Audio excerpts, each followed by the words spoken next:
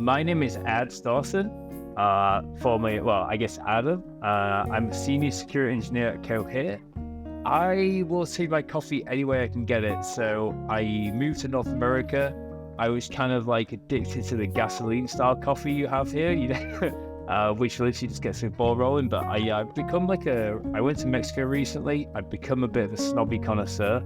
I'm really into my AeroPress, my espressos, but I'm also a sucker for a cortado. So, if it's early morning, a cortado or anything. I love coffee. I'm a big fan. Anything dark roasted is perfect. And when you're talking about red teaming, I think I get the feeling that you're talking about a whole different type of red teaming, which isn't necessarily figuring out how to not produce toxic output from the models.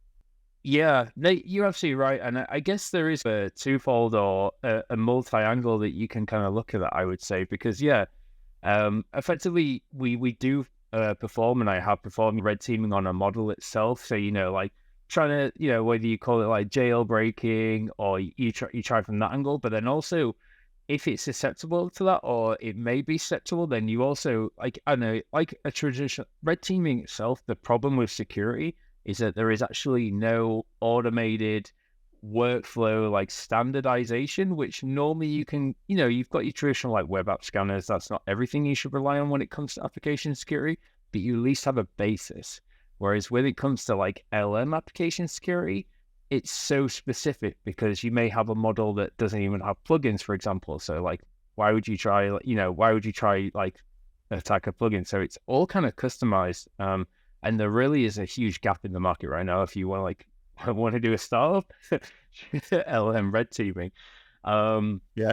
But yeah, it's so specific. Like you say, there's traditional attacks that, you can see a bunch of like jailbreaks and stuff. But then also, like you say, you want to be monitoring for that toxic citations, toxic content. But again, like, if you're talking about red teaming, let's say toxic citations, for example, if you're doing that threat modeling and you're trying to enhance security in layers, then why not take a huge mitigation off the LM itself by actually like putting something like, like some kind of safe proxy in front of your model, right? If you're building a model application and it's pulling citations to be able to, produce outputs for me and you to tell us, what the weather is tomorrow or all this kind of stuff, just a simple kind of security layer, that's one element you could do something like that, which is then controlling where it can access, which is kind of what I was trying to allude to earlier when we were talking about, having that potentially unintelligent like brain function, but then also like what can it actually pull and access, right?